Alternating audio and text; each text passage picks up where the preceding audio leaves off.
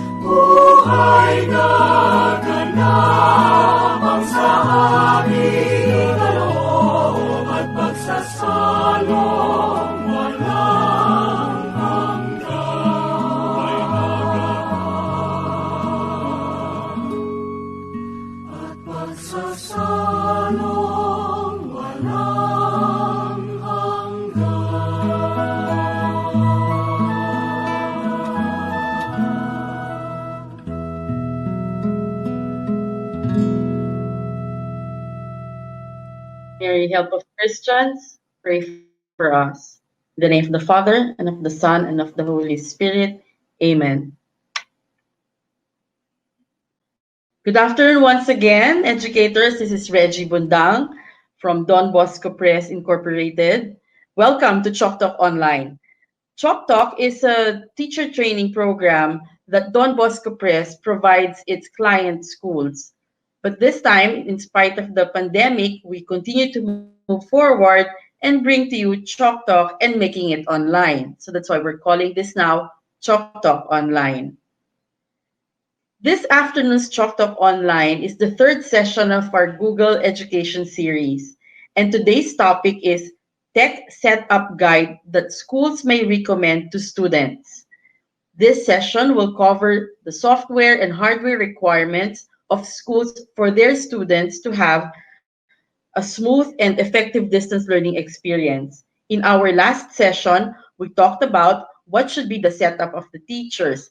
This time, we'll talk about what should be the setup of the students. So I'm sure this is going to be a very interesting and very productive afternoon for all of us. So let us not delay this any further. We will now call in to be able to welcome you, to formally welcome you, and to introduce our speaker for today. May I call in the General Manager of Don Bosco Press Incorporated, Ms. Geraldine Gibe. Thank you very much for being patient with us. So today we're having, as mentioned a while ago, our third episode of our Google for Education Chalk Talk Online. Now, in May, Our first episode covered an introduction to G Suite for Education. Several weeks ago, the second episode tackled hardware and software for teachers as well as other equipment that may facilitate online classes. I'd like to hold one poll, please.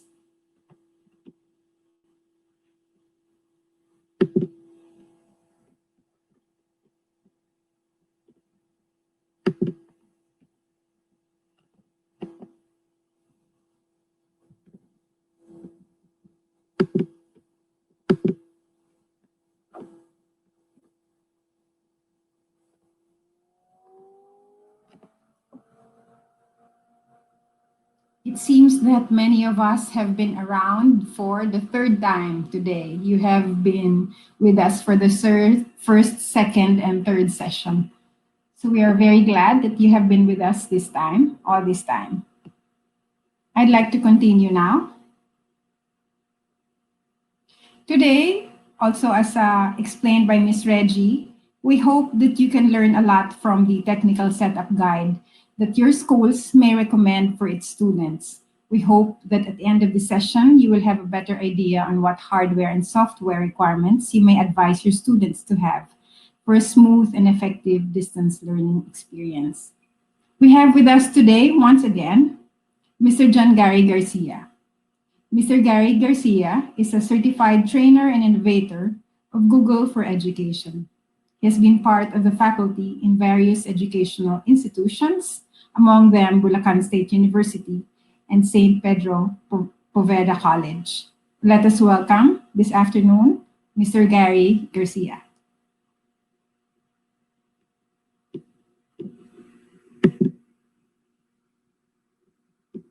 Welcome, Sir Gary. Geraldine. Good afternoon, everyone.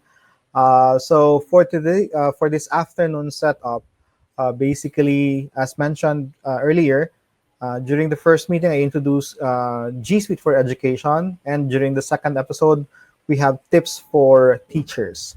So basically, the third episode, this session will be tips for students that teachers or the school can give to the students. Okay, so let me share my screen. So for this afternoon, we will have most of we will have a little bit of hands-on. Okay, so I hope you can see my screen. Oops, where is that? Okay, switch screen. There you go. Okay, so okay, stop sharing. So basically, this session is all about what we can give or what we can advise for our students to have at home. Okay. Okay. Let me just click this one. Switch screen. Okay. There you go.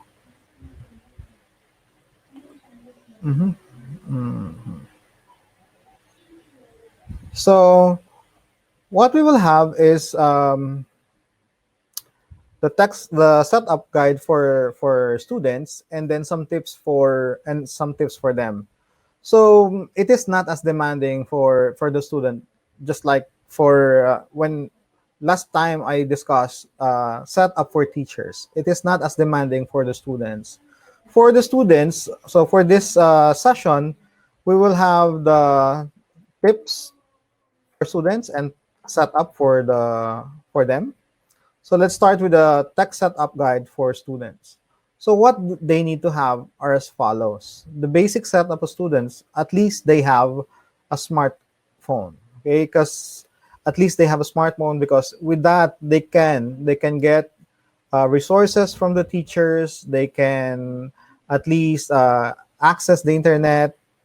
But it's better if they have a tablet because it's bigger.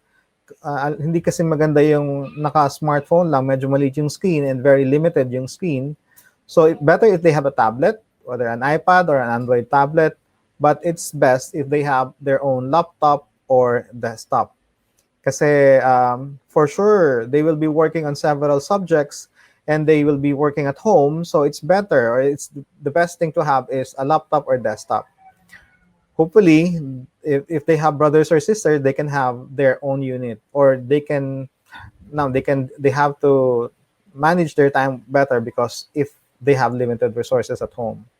So at least for the device, at least a smartphone. Better if they have laptop. The best is if they have laptop or desktop. Okay.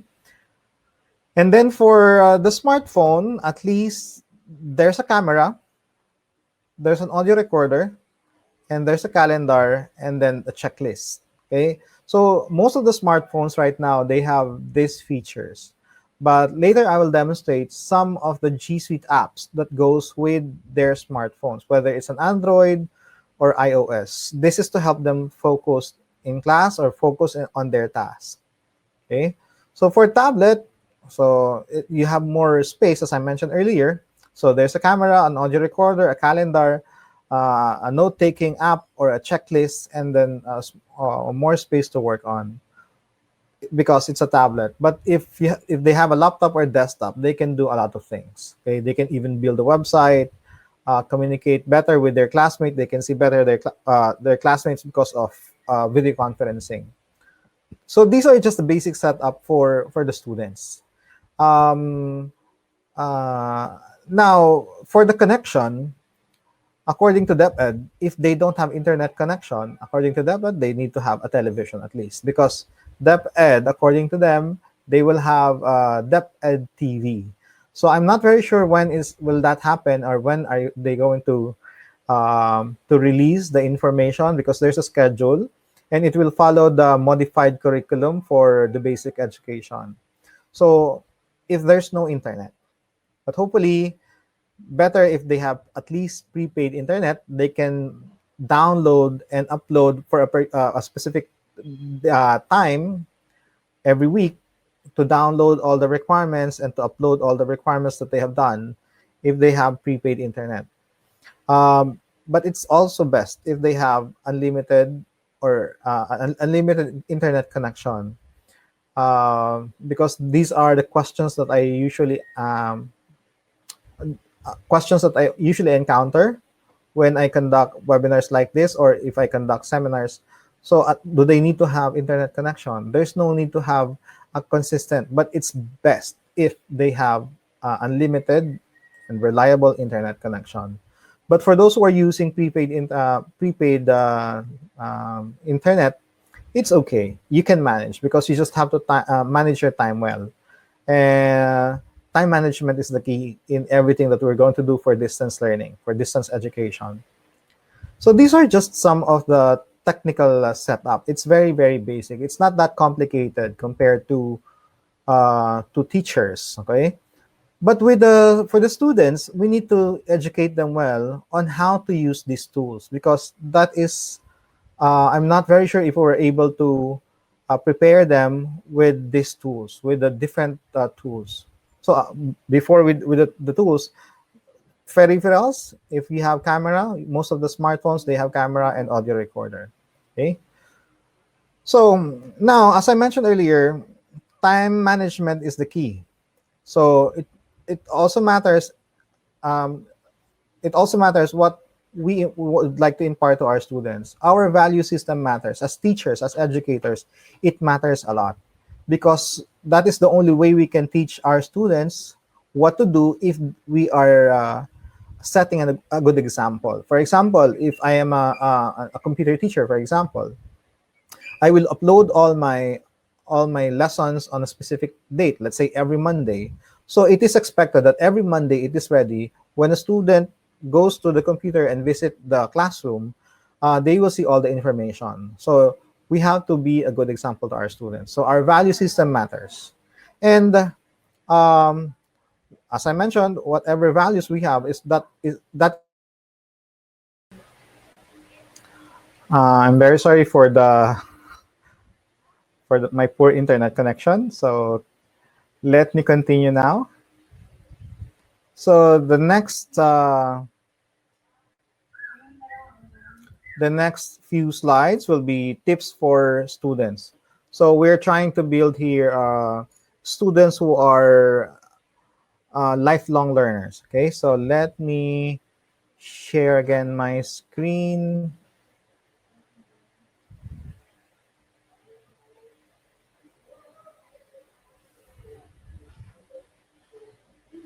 Okay, so as teachers, we are trying to develop or impart life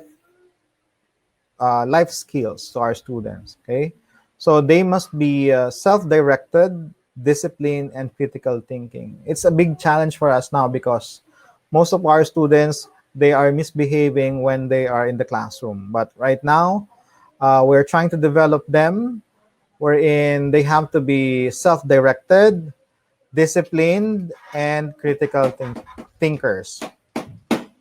So, how do we do this? These are the things that we can give to our students. Okay, so make sure that we teach them life skills. Okay, so at this time they are at home, we can teach them life skills. Ano-ano po ba yung mga life skills na to? For example, um, you can go to for our lesson for educators, you can go to youtube.com/education, so you don't have to prepare all the lessons with you don't have to prepare all videos at your own time kasi you can get it from youtube.com/education. Okay, so if you want to teach your students life skills, we can utilize the internet.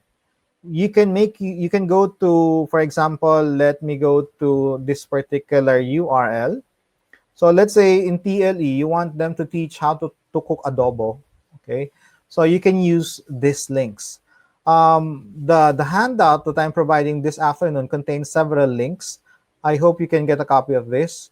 So there are a lot of educational video that you can use. So cooking adobo for TLE, it's combined with math, combined with science because of the heat, because of the ingredients for math, measurements. So you can combine these things. As I mentioned in the past webinars, um, you can integrate, and you must integrate your lesson with other subject so as not to burden you and the students. Okay, so I have included some links. For example, in planting, how do you is it possible to plant um, from how do you plant a tomato, for example? So there are basic things that we are every day where you not even every day, but there are times that we eat tomatoes and we want them to we want our students to learn how to um, grow a tomato. Okay, so there are several resources that we can use. Yeah, so for example, this one is math. Okay, okay, let me skip this video. You can have a dialogue with your students. Okay, let me show this one. Okay, so these are some of the videos that they get interested to, especially when you give these videos to them. No, so for example, aloe vera, it can grow easily. Okay, so I have placed all these links at the bottom of the PDF file or as a links. Okay, let's say this one. You can now planting science, and it can be discussed in English or in any other subject. Okay, or in TLE. Okay, so to know an information, you just go to. We empower them to learn on their own. They have to be resourceful. You can point them to youtube.com/education. Okay, and we also have to develop skills like self-directed learner. So how can we do this? Uh, it's difficult to teach coding, but there are a lot of resources that you can use to teach coding, to teach values. Google has provided a lot of materials, and these are free curriculum provided for everyone to use. So these links are active. So when you get the PDF file, all you need to do is go to Educator's resources because everything is provided for you. Ano-ano po ba yung nandito? Yung kailangan yung sabihin, yung pinaka preparation nyo po, malilesen na because this is one example of a good open educational resource. So this is in form of a game. Okay? So ano yun, naka-explain na po dyan, it's a form of a game. Pero kung hindi naman po, o kung wala naman po internet lagi ang mga estudyante natin, there's also an activity for the entire family na they will have discussion. This is unplugged activity po, yung family activity. So there are PDF files that they can download and make use of it at home. This provides them a lot of activity, questions to discuss at home. Kasi as I mentioned earlier, pinakamahalaga po sa estudyante natin ngayon at sa bahay, yung value system nila. Maybe this is also a good time for family to talk about what do we prioritize. So nandito po lahat yan. Yung family guide na yan, you are free to download this and you can give it to them. Andyan po, kung makikita niyo po, very, very easy to follow. So how do you have a strong internet connection? How to be smart using online? Andito po lahat yan. This is, ayan po, this is around 29 pages. Ano po? So an activity for everyone, activity for the family. So you can involve the family. So andito na po lahat yung vocabulary, andito na po yung mga questions. So basically, you just have to give it to them. Hindi na kailangan i-explain. So these are some of the activities that provides a venue for the kids to talk to their parents, okay? Or parents to talk to their kids because it can be given as an assignment, okay? So the links for this are provided in the handout po, okay? So let's go now to the next one. The Interland is the online game. So instead of them playing any type of game that is not really educational, the Interland is a game, online-based game, wherein they will learn values of giving, sharing, taking turns. Andyan po yan sa Interland. The reason why it is called Be Internet Awesome is that the students are educated on how to be digital citizens, meaning yung ethics na dapat na ino-observe nila online, everything is given to them. In form of a game, meron pong mga unplugged activities at meron din pong mga plug activities. Teachers, yung first link po, this is for everyone, for you, especially for computer education teachers to give to your students. And other subjects can also integrate in this particular curriculum, particular link. Okay? So, andyan po lahat yan. Marami po yan. Okay? So, tips for students. Another tip for students, engage in group learning activities to remain connected with peer groups. That is why it is important for students to enroll themselves in an online school because most of us will be doing distance learning compared to a homeschooling because homeschooling, the kids doesn't have anyone to interact with. Wala po silang kung ang isa pong bata ay nasanay doon sa isang classroom setup, yung traditional setup po, at bigla po mag-homeschooling, medyo marami pong mawawala sa kanya. Medyo madidisorient po siya. Since we are going to conduct distance learning, an online classroom is better for these kids kasi po there is a certain sense of normalcy because they can still see their classmates online. So how can you provide these teachers? How can you provide activities wherein they can do it online? Google has already created a complete curriculum from preschool to high school or even college, ano? Meron na pong curriculum na ang kailangan na lang pong gawin ng school ay i-integrate ito sa kanilang computer education classes. If the school doesn't have computer education classes, it can be integrated in their homeroom or in their Christian living. Okay? Kasi andun po yung value, integrated na po yung values sa CS First curriculum, for example. Now, these are links for teachers. The first one is link for teachers. Andito na po lahat. Kung hindi po kayo, wala kayong background ng programming, you can teach programming because Google has created a curriculum wherein you can teach programming even if you don't have a background. Para po doon sa mga guro siguro na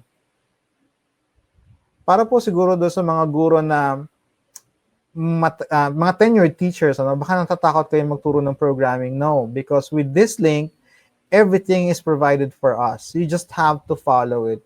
Maybe it's good to experience now. Maybe it's good for teachers to learn how to code because it's now so easy. It's as easy as drag and drop na po. Okay, so all this are created by Google. This is one lesson plan, another collection.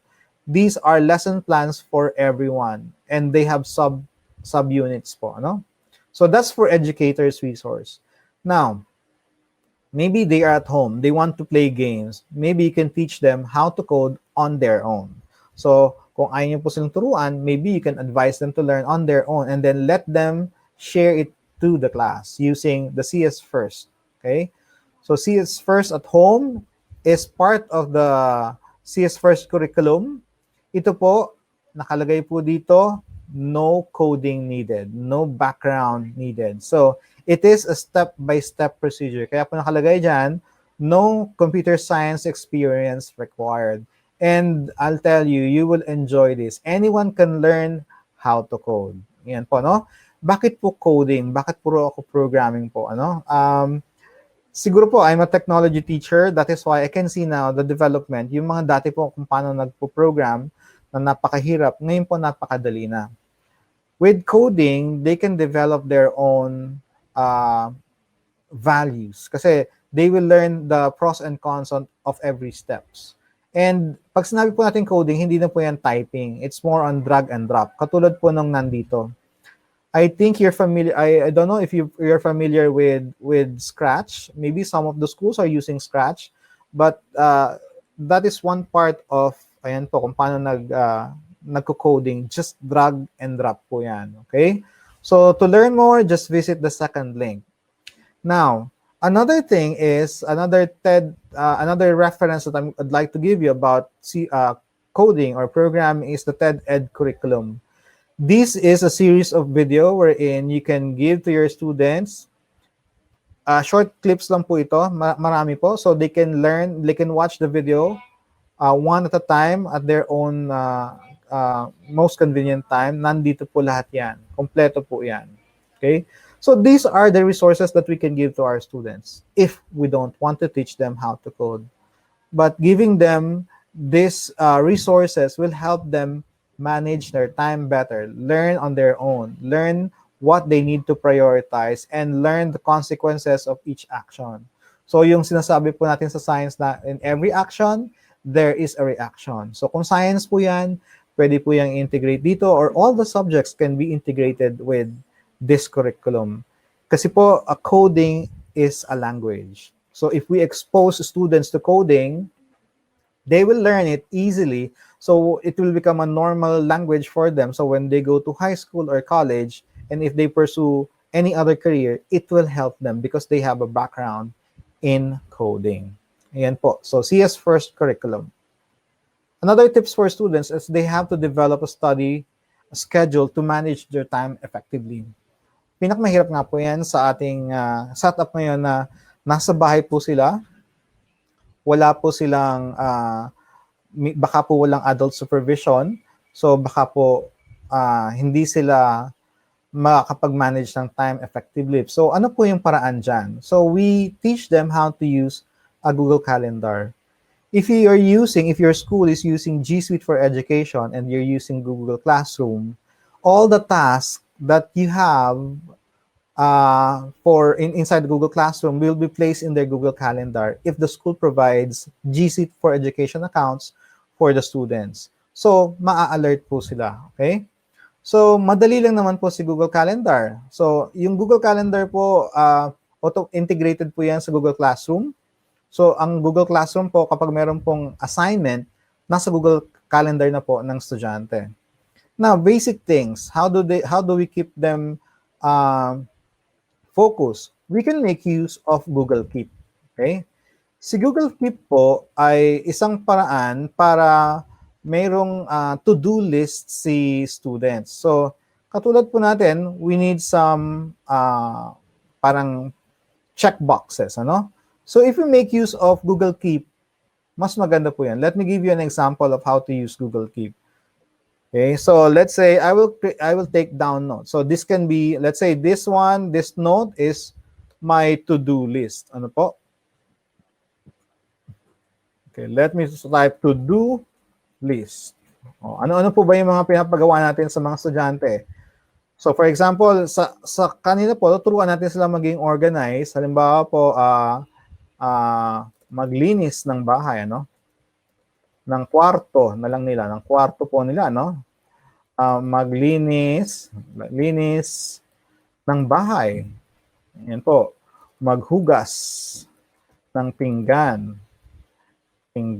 Ayan. Diligan ang halaman. So ito po yung araw-araw na ginagawa nila sa bahay para makatulungan din po natin sila na they have to do their task at home and then they have to, let's say, gawin ang asignatura. Ayan, mga assignments sa school. Ito po yung to-do list. So ano pong gagawin nila dyan, no? We can make use of tick boxes or check boxes. Kasi po ang mangyayari dyan, ayan, kung mapapansin niyo po, nung kinlik ko po itong 3 dots na to, show tick boxes. Ibig pong sabihin, kapag nagawa nila, iti-tick lang po nila to. So, click lang po dito ulit, no? I-check lang po nila yan, mapupunta na po sa baba, nagawa na. Di ba? Pag kinlik po nito, nagawa na. Kapag kinlik po nila ito, nagawa na. Nagawa na yung pagdidilig. Napupunta po sa baba. Halimbawa po dito sa assignment, marami pong subject yan. Pwede naman po kasing gawin na, let's say sa math, sa science, ano po, meron mga assignment yan. Tapos sa English, kanyari po. So, pwede naman po yan na pwede po nilang gawin na naka-indent. Ida-drag lang po nila. Kasi iyon po yung mga assignment nila. Hindi nila pwedeng i-check lang lahat ito kasi meron na siyang indented. So, ibig sabihin, nagawa na yung assignment sa math, mapupunta siya doon. So, ano pong ginagawa ito? Imbis ng papel, kasi the next day, i-uncheck lang po, for the next day, i-uncheck lang po yan, mapupunta po ulit sa taas. So, at least they have electronic checklist. Or, pwede naman po hindi. Pwede naman po kasing isulat na lang nila sa papel, tapos i-cross out nila. Or sa isa pong whiteboard, i-check na lang po nila. But these are the things that we can help them focus. So, nagawa na ba to? Yan. Ang maganda po dito, pwede po nilang i-share sa inyo or kayo po ang mag-share sa kanila ng isang, halimbawa po, ano, kunyari po, i-share ko sa isang estudyante ko o kunyari sa isang account ko. So, naka-share yon. So, kahit po kayo as teachers, makikita niyo po yung mga nagawa na niya at hindi pa niya nagagawa. So, we can supervise them even if we are not in the same space or in the same place. So, you can share your calendar po. Ano? So, yan po yung paggamit ng Google Keep. A simple checklist for students, but it can be collaborative. Pwede nyo pong gawin or pwede nyo pong, you can ask your students to do it and then let them share it to you. So, using Google Keep. Okay po? So another tip for students is stay connected with teachers and other students. So meron na pong app dyan sa Google na pwede nyo pong gamitin, katulad po ng Google Meet. It's so easy for students or for anyone to create a Google Meet, especially if you're using G Suite for Education.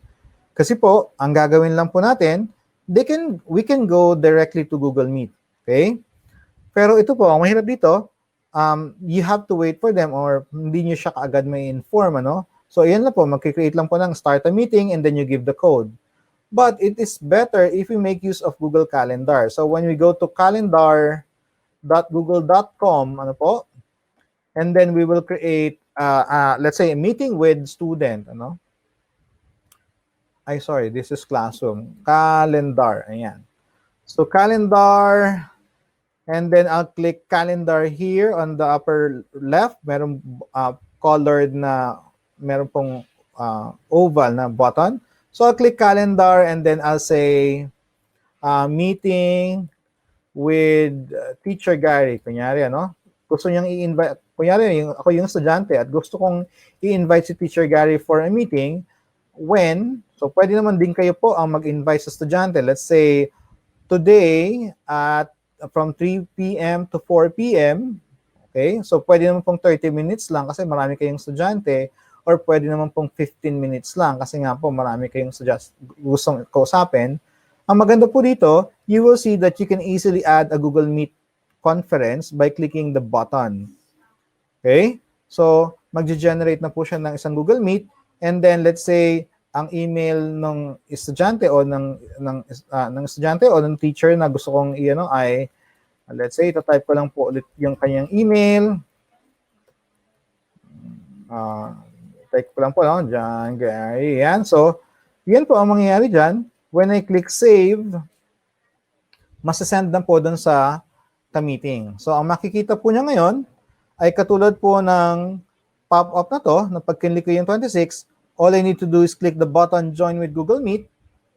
And then, once I click Join,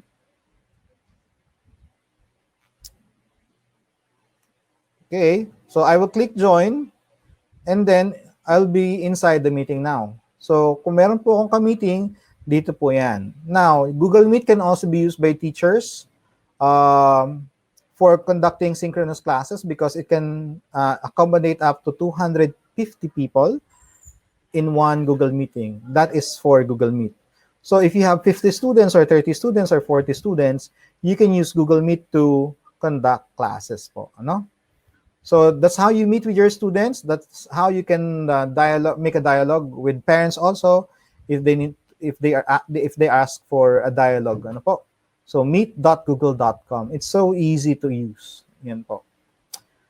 Now, another tip for students, they have to develop critical skills to understand the consequences of plagiarism. Usually, yan po nagiging kaso ng mga estudyante, ano? Hindi po marunong mag-cite ng source. Hindi po nagsasite. Ang marunong lang sila, mag-copy-paste. Yung privacy issues, yung misinformation in the digital space, yung mga fake news, they fall for it. So, dun po sa G Suite for Education, like Google Docs, ano? Para po, kasi I think the most common sa English, ano, o kaya kahit sa subject po na when they are asked to create a report, they forgot to cite their source. But let me demonstrate using Google Docs. It is so easy to cite a source. So, for example po, no, let's create a new document. So, I click Google Docs. Let's say I'll look for the vision mission of for example, let me zoom in lang po. So I'll just zoom in a little. Okay.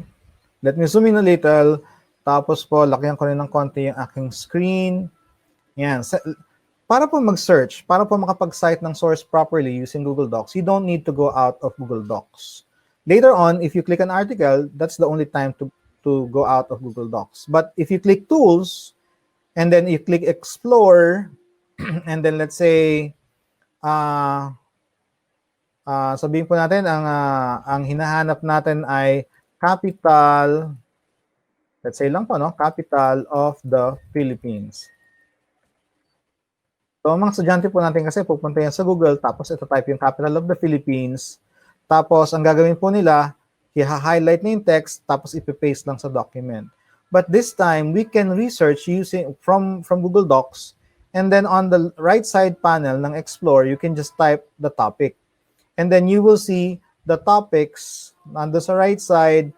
Pwede nyo na ngayon i-click lang yung isang source. Let's say the first one, no? Capital of the Philippines. So, dun pa lang po mag-open ng new tab yan, ano? So, ang ginagawa po kasi ng estudyante, ang gagawin nila, mag-highlight, copy, tapos babalik po yan sa Google Docs. Tapos ang gagawin po nila, medyo i-zoom out ko lang po. Okay, ipe-paste na lang dito, no? So ipe-paste nila, tapos ipapasa na.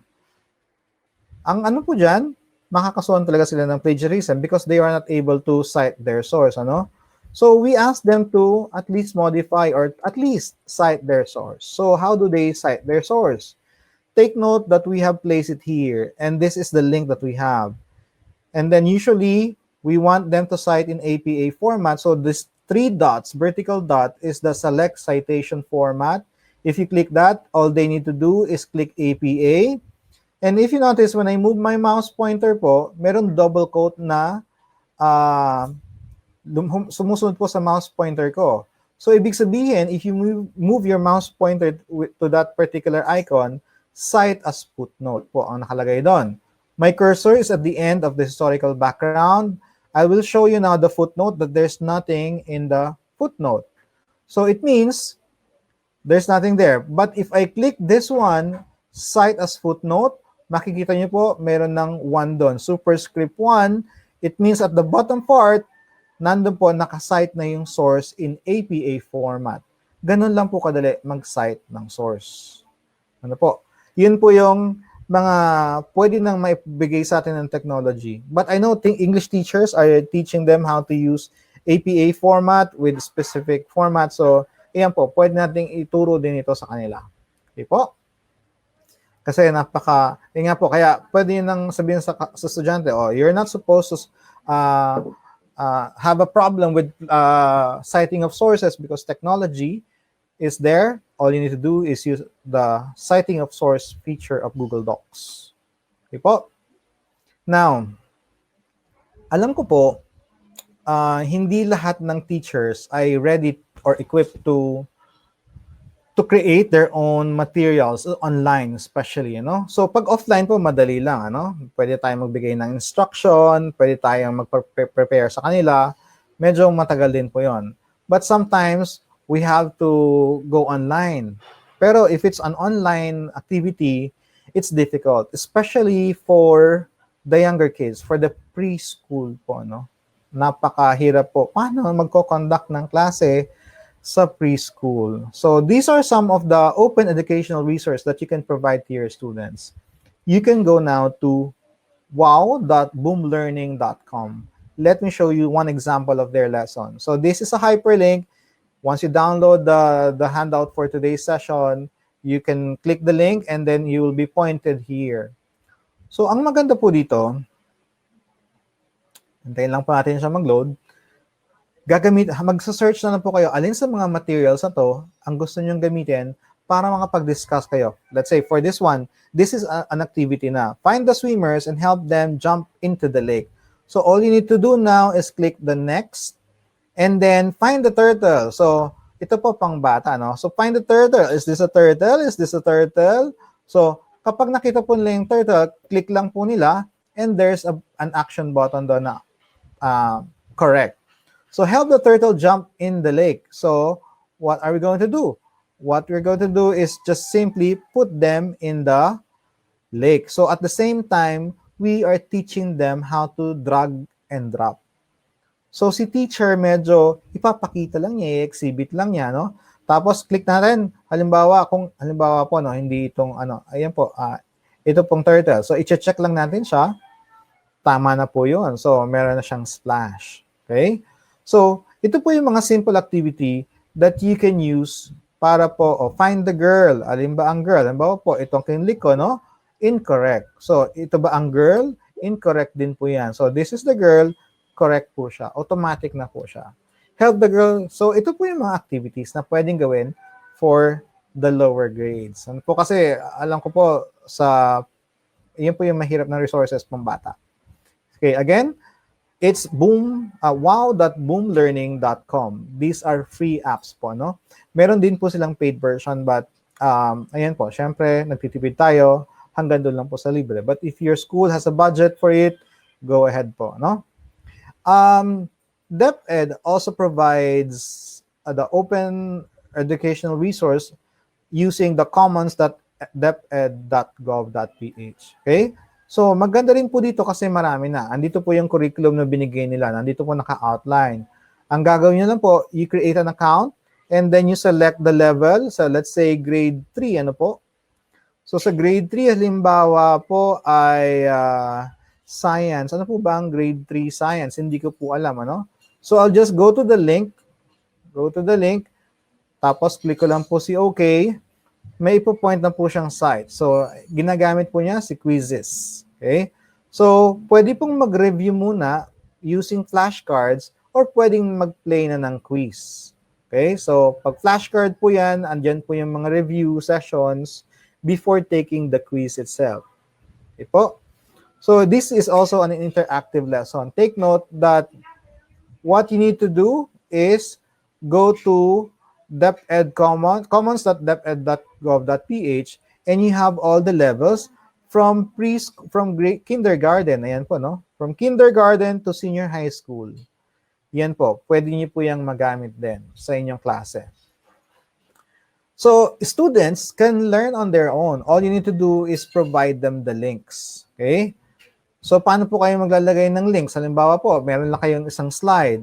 I-highlight nyo lang po yung word, Control-K for Windows or Command-K for Mac.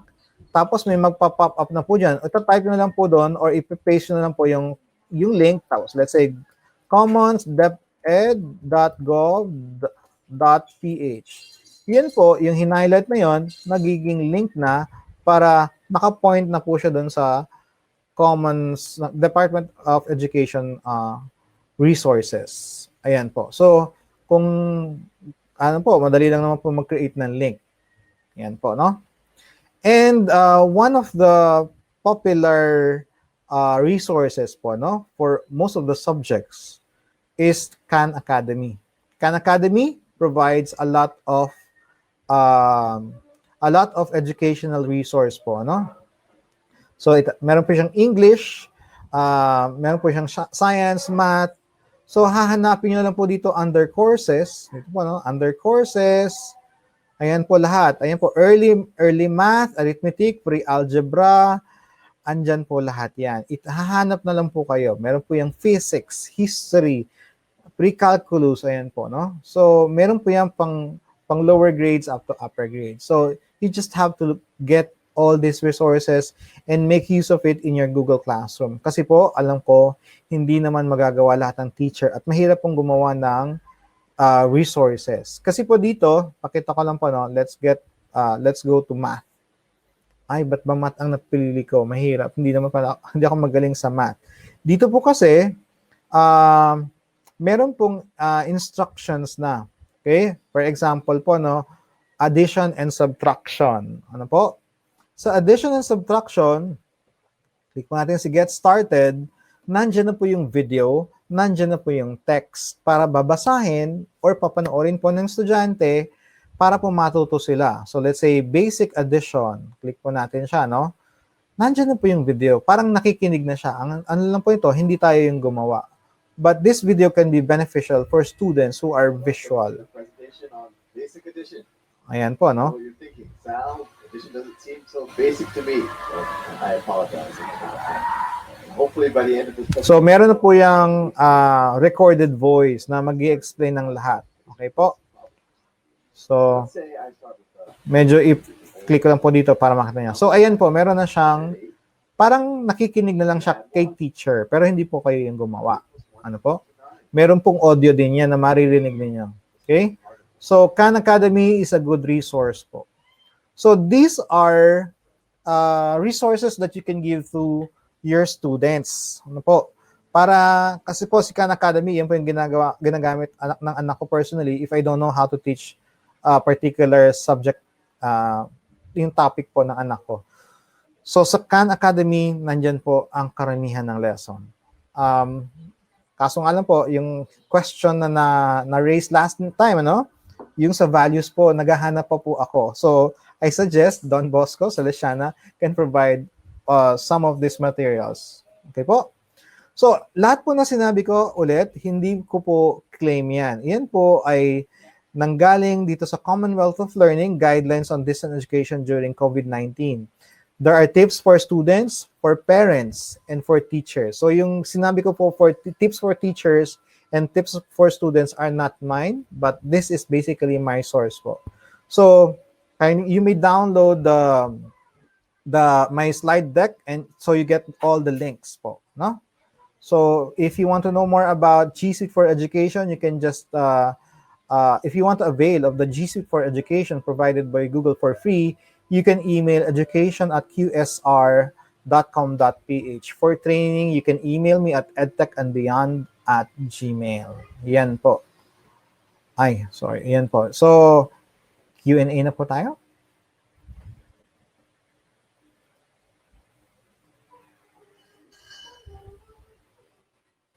So, meron po bang question? Let me know if you have question.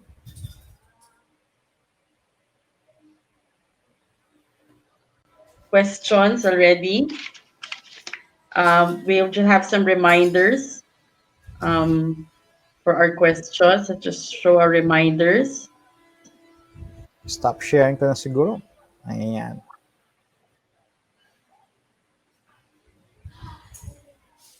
There you go.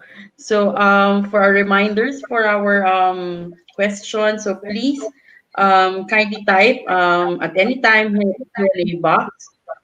We will accommodate as many questions as time permits.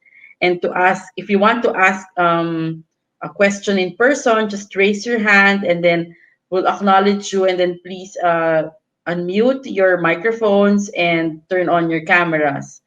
But for the time being, so all your microphones and cameras will be turned off until you're given the opportunity to ask the question in person. Thank you very much, Sir Gary. I'm sure your handouts will be downloaded by everybody, and it's a very good resource. I'm sure that Yun po. Kasi po naalala ko yung session natin last time na ano po ba yung mga educational resources, everybody. ano? So I have provided all the links po.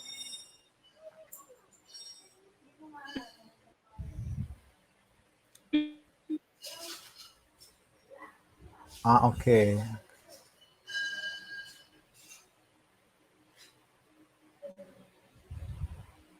Miss French.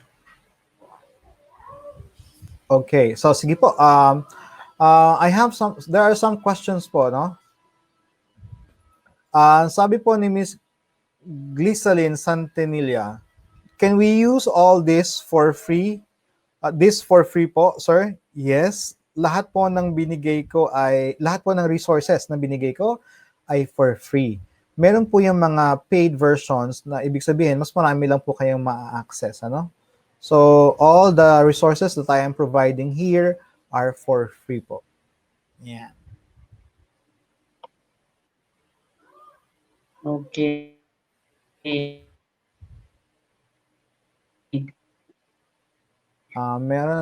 Meron po pong isang question.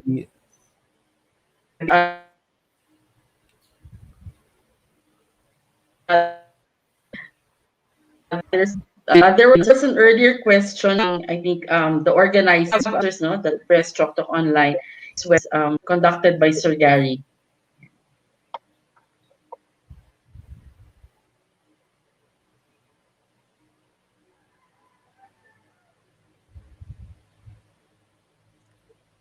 Okay. Hi, Miss Reggie. For the next question, thank you for sorry.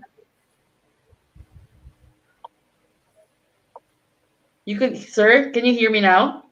Kanina po, medyo nag-freeze kayo. Ngayon po, yes, I can hear you now. Okay. Yes, pag na-freeze po ako, sir, pwede niyo po ituloy. Medyo, I think my internet connection is having problems. So there. But there's a question here from Mr. Oliver Meneses.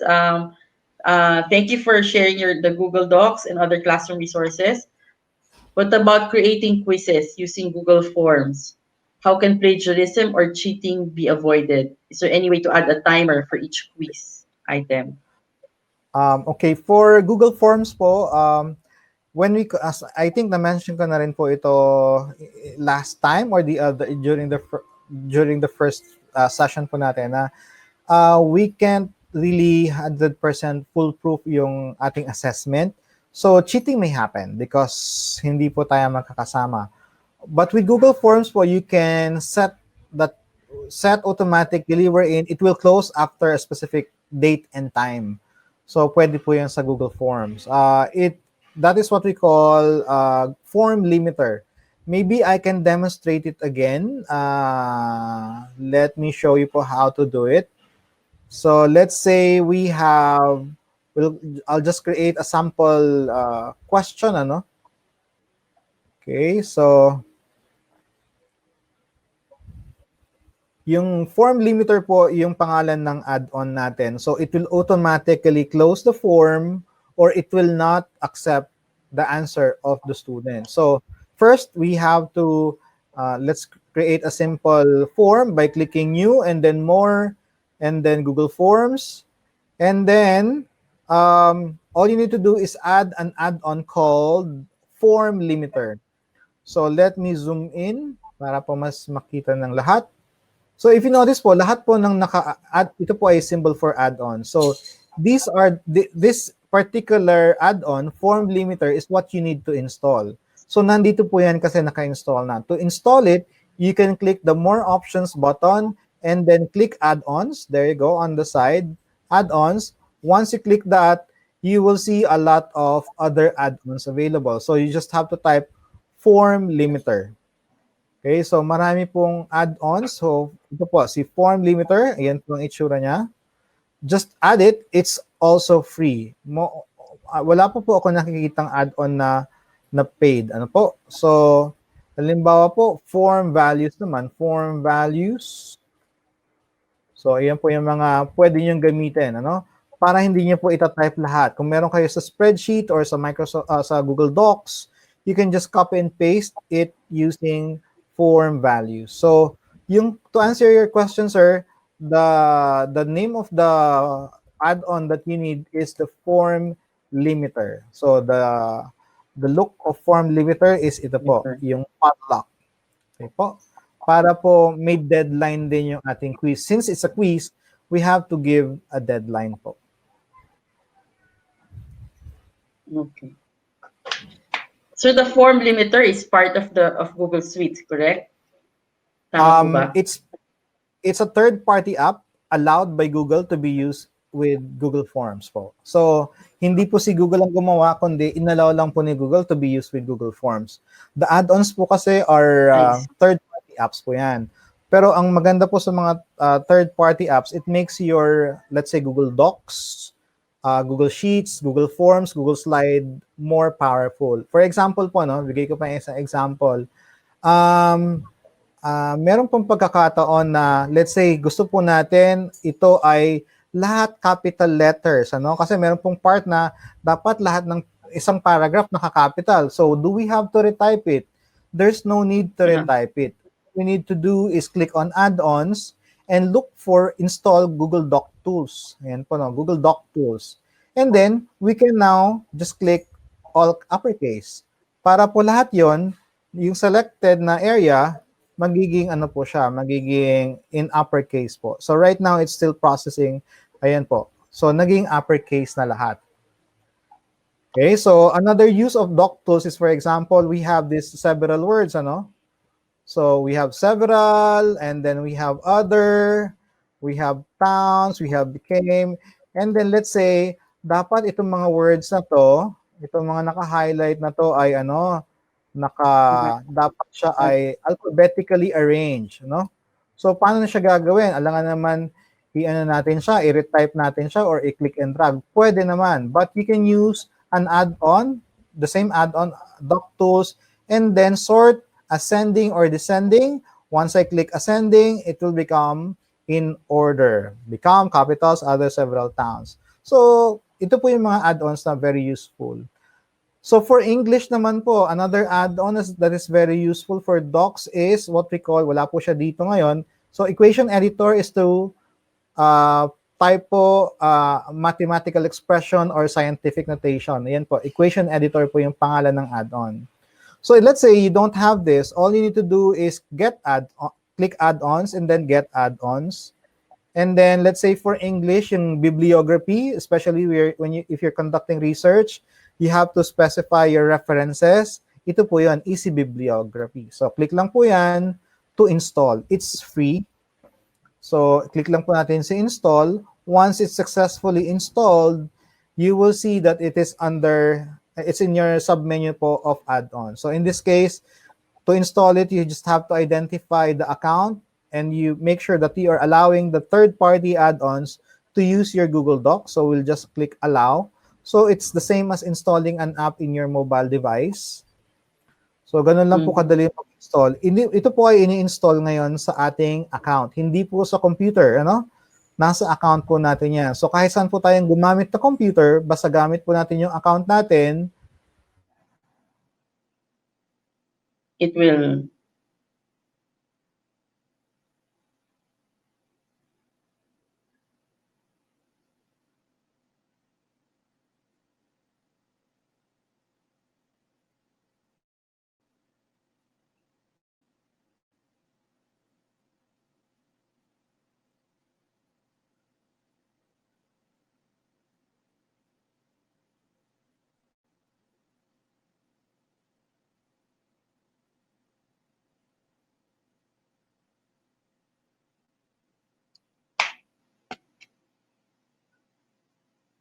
Oh, we lost Sir Gary. I thought I was the one who was not on in connection. So yeah, we'll wait for Sir Gary. Okay. So there, no? So we'll wait for Sir Gary to come in. I think he lost his connection. But yeah, so the last question that he answered, sabi niya, basta yung apps that it's like an app that we're uploading and it's connected to our Google account, no? So anywhere we go, whatever computer we use, as long as we use the Google account, the app that we have uploaded previously will still be in use, diba? So just do continue to put in your questions here. So as soon as Mr. Garcia would, Sir Gary would come back, we would be able to ask your questions once again. And also, don't forget to download the handouts that we have here. I'm sure these are all going to be very helpful for everybody. Yeah, so we get to see earlier, di ba, the for us and for the kids as well. So Gary, you're back. I thought I was the one who was lost. opo, hindi ko alam. Okay. Okay. So, Yan madali ang lang new po yung normal. So, Okay. yung so, yun po. Sige po, let's go to the next question po. Madali lang Yeah, po i-explore yun. It's very, very easy. All right. So, yeah, there's a question here. Safe po ba ang quiz is in terms of data privacy? I suppose. I actually, yun po ay hindi ko pa natatry kasi ang ginagamit ko lang po si Google Form, ano? So, I hope that DepEd consider that. So, if DepEd is using quizzes, so it means it is safe. That's my assumption po, ano? So, since it's used by DepEd po. Yeah. Oh. Then another question. If I have a Google form, a worksheet that I would like to share with a teacher that is not in G Suite account, in my G Suite account, how will I be able to share her a copy of my resource? Okay po. If you're using a G Suite account, meaning an Edu account, pwede naman pong i-share yon sa isang non-G Suite account. So it's the same matter. For example po, no, itong lahat naman po yan. Kapag spreadsheet, meron din po siyang share button. So to share it with another person outside of your domain, i-click nyo lang po si share. And then, okay, let's say this, I haven't saved this document. So all you need to do is type po the email address here. email@gmail.com, for example, no? So, sorry, hindi ko po pala napapakita yung ano. Sorry po, hindi ko po napakita yung aking screen. So let me share my screen again. So let's say, let's just say po, no, this is the document or a spreadsheet. Let's assume na lang po that this is a spreadsheet, ano, para hindi na po ako mag-create ng bagong file. Let's just wait for the screen lang po. So, with Google Docs, Sheets, and Slides, or even Forms, meron po kasi siyang share. Okay. Bakit po kaya hindi ma-share? Okay, stop ko lang po ulit, ha. Let me share my screen again. Application window, share.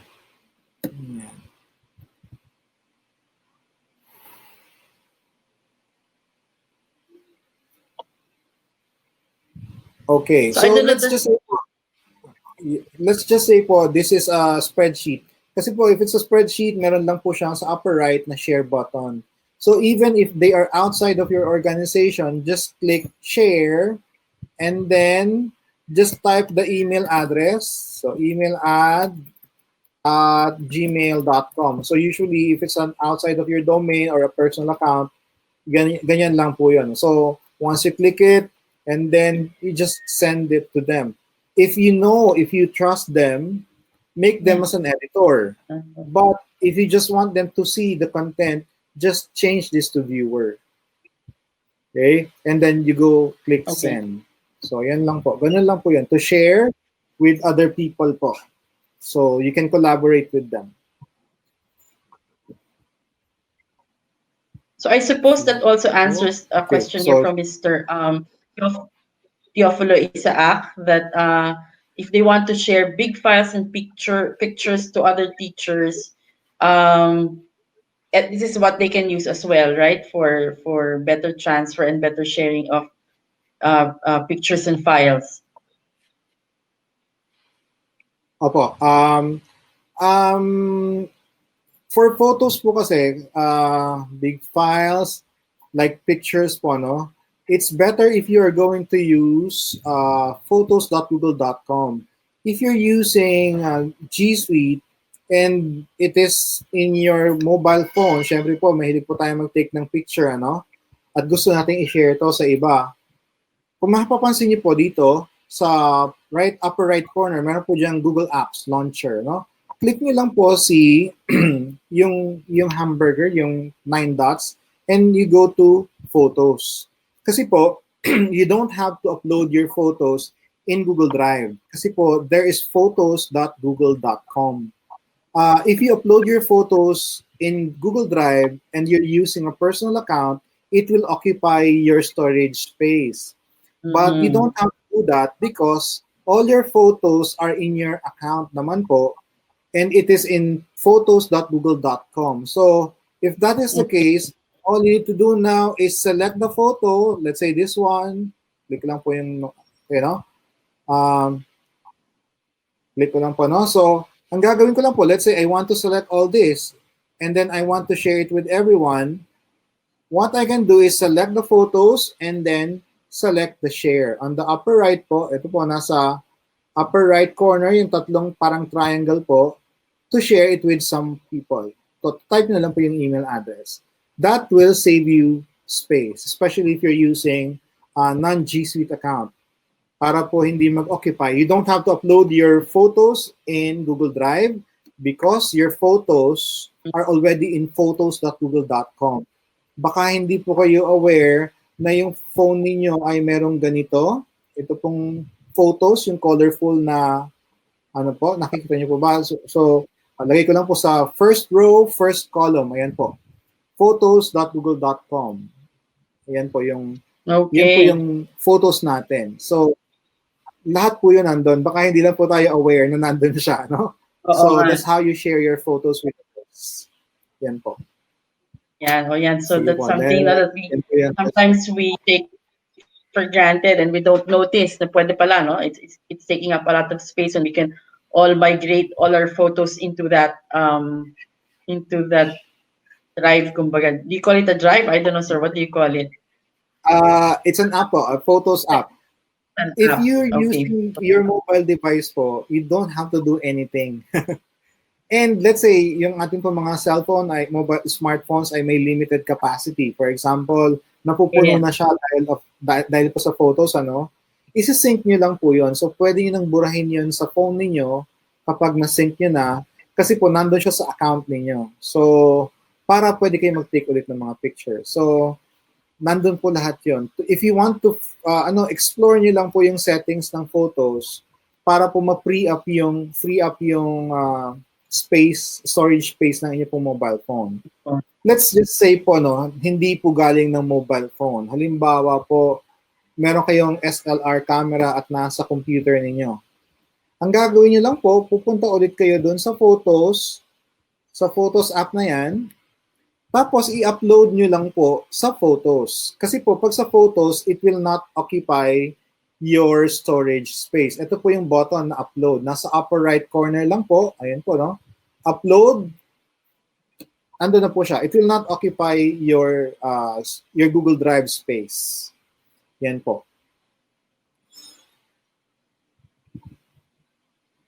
So something we can take advantage of.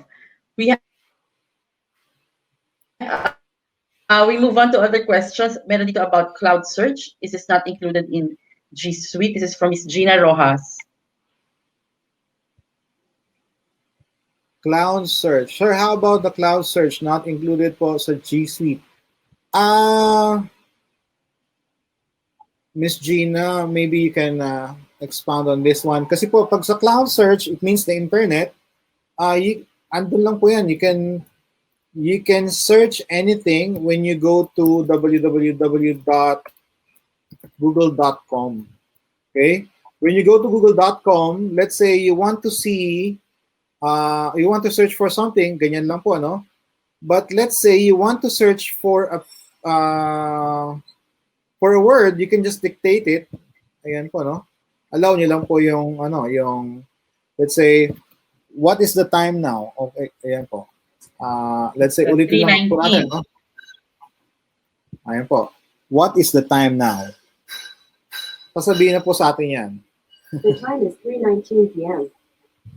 So, ayan po. Okay. Let's say, what is the equivalent of 3 degrees Celsius to Fahrenheit? 3 degrees Celsius is equivalent to 37.4 degrees Fahrenheit. So, it's the same way we search for online. So, ganyan lang po siya. Search. So, I don't know if that is the one being asked for of Miss Gina. Okay. Sige. So, ganun talaga ka-high-tech na, no? Everything is at the tip of our fingers, no? Even yun na, voice-driven pa. Yan. So, how can we maximize the use of Jamboard? This is a good venue for brainstorming. So, for collaboration din po yan, no? So, it's the when you say maximize po, kasi marami po yan paraan, ano? Our creativity is being challenged. So let's say, for math, for solving equations, for science, parang nagpipitch lang po tayo. Instead of using yung small piece of paper, kung face-to-face po tayo, ngayon po ay hindi na face-to-face. So, Jamboard po yung katapat niya. So, kung paano po yung mechanics natin doon sa face-to-face, ganun lang din po sa Jamboard. So, pwedeng by groupings, may columns po, and then color-coded. Kasi pwede nyo pong ilagyan ng color yung bawat piece po niyan. Parang sticky notes po yan sa Windows. You know? Pero online lang po siya. So, it's the same manner. Kung meron pa tayong mga piece of paper, tapos ginugroup natin sila, ganun lang din po sa Jamboard. Ganun po yung use niya. So, a lot of students can do it at the same time. So we have a question here. Although I've seen already on some posts in Facebook that the Google Meet is now the new Hangout, Google Hangout. So, pero there's a question here: will there be additional features for Google Meet, or that's the latest that we have now already, or are we expecting more features coming up for Google Meet? Meron po. For example, noise reduction, mawawala na po yun. Tapos, halimbawa po kung background nyo po ay plain blue or plain green, you can have a different background. Yun po yung mga malapit na pong lumabas. Ngayon po, if you're using Google Meet a long time ago or for the past month, example, and you're using Google Meet Grid View, even without the extension Grid View, you can remove the extension na po, it will work na po. Kahit po 100 participants kayo, it can be seen in one screen po. So you don't need anymore the Google Meet Grid View extension to see everyone in the meeting. Yun po yung mga bago ngayon. Dati po kasi kailangan pa ng extension, ngayon po hindi na. At kung meron pa po kayong extension, so sinasabi niyo, bakit hindi gumagana, no? Tanggalin niyo po yung extension and then you try it again. Gagana na po yun. So tatlo po, Okay. yung hindi na po, makikita na po lahat. Kasi before po, 16 people at a time. Now, you can have 100 or 250, pero masyado lang pong maliit. That's one. Second po, yung background. You can have a different background. Parang green screen or blue screen, marireplace po yun ng ibang picture. Or pwede pong i-blur ninyo yung background ninyo. And the third is the noise reduction po. So, niro-roll out po yan. But these features po, no, is available for free account until September 30. So, Okay. pinakita lang po sa atin para sa free account. If you're using a G Suite for Edu account, magiging available pa rin po yan. Kasi po, it's a Okay. premium feature po of Google Apps. So when you say free account, so if you need to subscribe, paano yung subscription in a terms like, for example, if you buy storage, will that already suffice that you have a paid account with Google, or this is another subscription altogether? When I say free account po, ito yung mga at gmail.com natin. These are personal free account natin. And then when I say G Suite for Edu, ito po Okay. yung mga inallow ng Google na merong unlimited storage. Yun po. I don't know what will happen for an Edu account, but I think Google Meet is still available. Ngayon po kasi available si Google Meet for Edu account plus the recording feature kasi po dati wala yon. I don't know if they will still give it for free for Edu account after September 30 po. But they will still have Google Meet po. Sige, so let's take advantage up to September 30 and then hopefully we get to Baka po kasi po ang alam ko magiging by subscription po yon. So they can explore before they subscribe po para will it be utilized fully? Baka naman po hindi, ano? Kasi ayun po, maraming consideration. Ang Google Meet po kasi kung magkakaroon kayo ng regular synchronous class, I advise that you subscribe to Google Meet. Google Meet. Okay. So hopefully naman the fees will not be too high, no? So it would be affordable for everybody. So there, sir. We have more questions here. I think this one is more of a comment. So thank you. And a lot of people in the chat box also are saying thank you, sir. Mr. Mrs. Form limiter add-on will surely be an added feature to his Google Form quizzes and assessment. So thank you, Dao, sir. And then we have here from Miss Micaela and Galet. I'm a new admin of our school's G Suite for Education. What can I possibly do to know if I have acquired enough skills to be confident in managing our school's open source LMS? Yeah. Thank you in advance. Ma'am, hinahanap ko lang, ano po ang name niya ulit? Sorry. Micaela and Galet. So, ano na siya, sir? Their school already has the Google Suite for Education systems, and she was she's assigned now as the new admin for Google Suite for G Suite for Education. Okay. Nakita ko na po, no? So I have acquired enough skills to be confident. I don't know if I have acquired enough skills to be confident in managing our school's open source LMS. No, if acquired. Ano po kasi, what is important po as an admin for a school is that you can address the needs of teachers. Ano po ba yung mga needs ng teachers? They can incorporate the open educational resource in Google Classroom. So, ang mahalaga po doon, alam nyo na hindi naka-block yung, let's say, Khan Academy, ano po? Kasi meron po tayong iba-block dapat, no? Yung mga websites na not appropriate for education. So, you block them. And make sure that when the teacher requested for a URL to unblock, dapat po kaya niyong i-unblock. Ibig pong sabihin, ina-allow po dun sa domain niyo na magamit siya. Most of the open LMS naman po kasi, pwede nating ilagay sa Google Classroom. So, by default po, allowed siya. So, what you need to know is how can you allow those that are not allowed po. So, it's ano po sa admin console po kasi itong ano admin console po itong concern na to. So, ang mahalaga po doon yung sa organizational unit, nandun po yung organizational units for teachers, for students, and then even for students, halimbawa, ang high school, ibang organizational unit yan, under ng students, kasi po, yung high school, medyo allowed na ng, kunyari, pwedeng gumamit, kunyari po, no, ng Twitter lang po, no? Kunyari po pwede. Pero yung grade school, hindi pa po pwede. So, yung mga ganong klaseng management po, dapat alam niyo po. So, may mga group of people na pwedeng mag-access at may mga group of people na hindi pwedeng mag-access ng isang site. So, these are the things that you have to know as an admin of the school. Yeah, sir. So for like that, so like Miss Gal, so she's the admin. What can you suggest? What kind of planning should she undertake to be able to manage well yung kanilang G Suite for Education, Google Classroom, siguro bottom line, no? So what kind of planning does she have to do, and who should she talk to sa schools to be able to put it all together and make it effective and really working for everybody else? Ano po?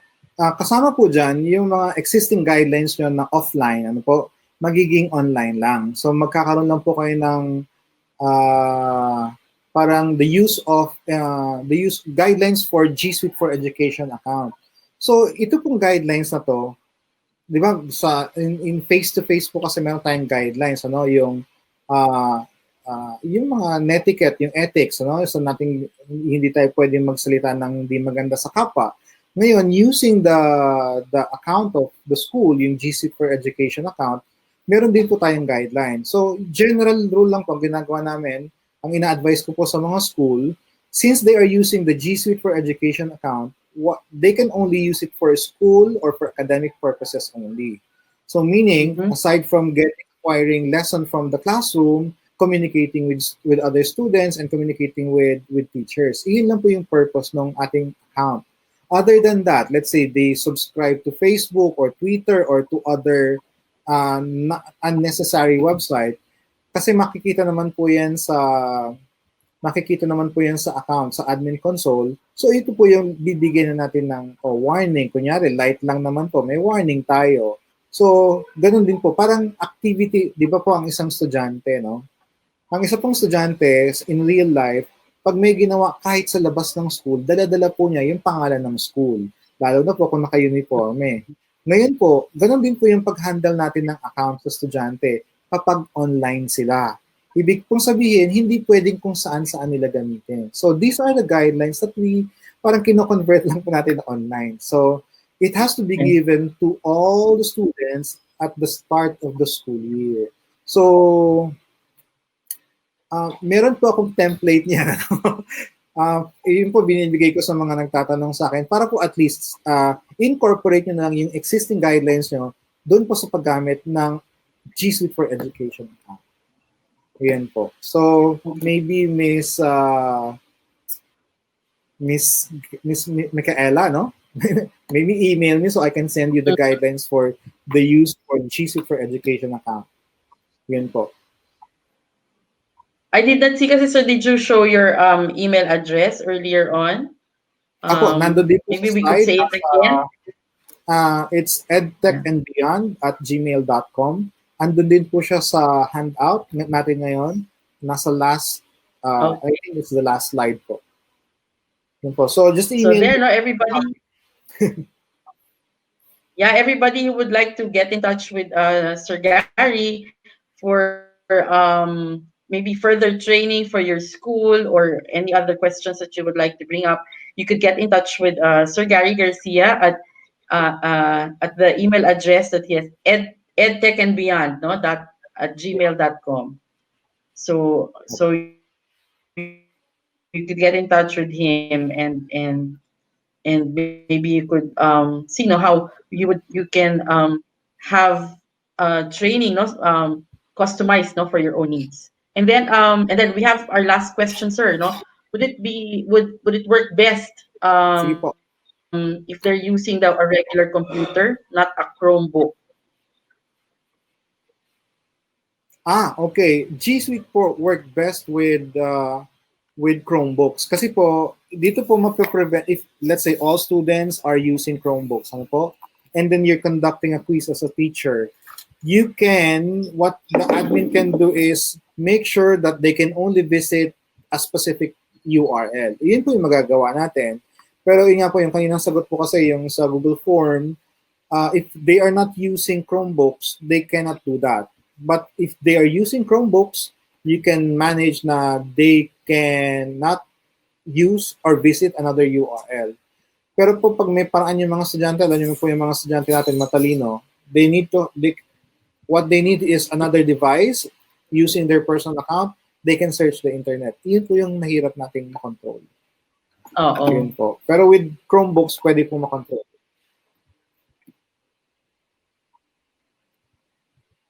Because I suppose really it's a different kind of learning na talaga. It's not really parang alam ano yung alam ba nila? Because it's totoo naman, they can search at any time. It's really now how are we going to teach students how to use the information that is now very much available to them, di ba?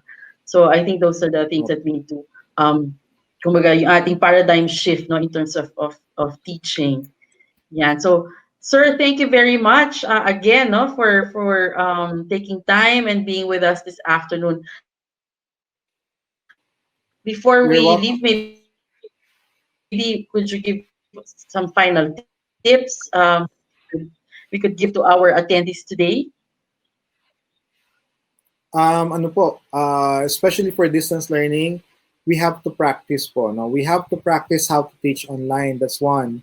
And second, we have to be comfortable in front of the camera. Kasi po, that's the new normal for teachers, facing the camera. I advise for all the teachers to practice with other teachers. So we don't practice in front of the student at the start of the school year. Kasi po, once you practice, doon yung palang mapalalaman, ay ano pa ba yung mga kailangan kong gawin? Ay, hindi ko pala alam gawin to. Paano ba yon? So with practice po kasi, mapapolish natin yung teaching natin when we start the class na po on August 24. Yun po. So practice po yan.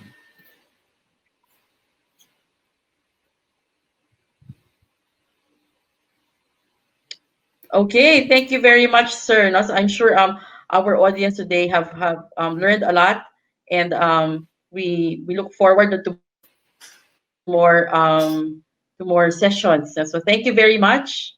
Thank you very much, sir. You're welcome po. Thank you. Thank you po. And to thank you. And to our attendees, again, thank you also for being with us today. I'm sure there's a lot that we have learned, and please do know check out the handouts that are available. You could download it anytime. And also, we invite you for our upcoming Chalk Talk online sessions this coming July 1, this coming Wednesday. We continue with our remote teaching and learning series with UP Open University. This time, our topic is designing, learning, and keeping the learner engaged in remote instruction. And then on July 3, we'll have a continuation also of our session with Christ Evangelization and Faith series, the Chef series. So we'll have prayer and sacramental life of the school community. This is going to be on July 3. And then July 10, again, we're going to have um, other topics no, for Google Suites for education. So thank you very much for joining us today. So just some reminders. Um, those who have registered in this Chalk Talk Online, you will be able to receive your certificates in 2 weeks' time.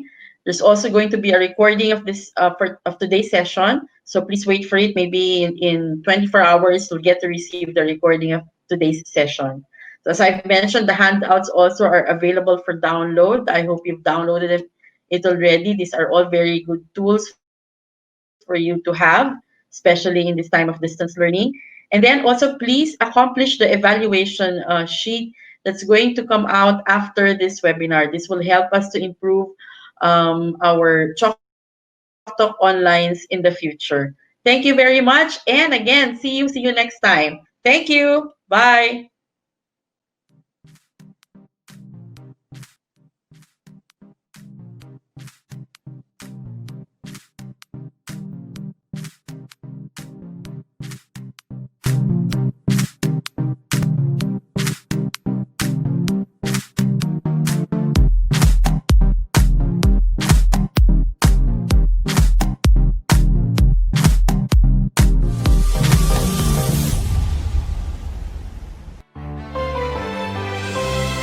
Quality education through quality textbooks.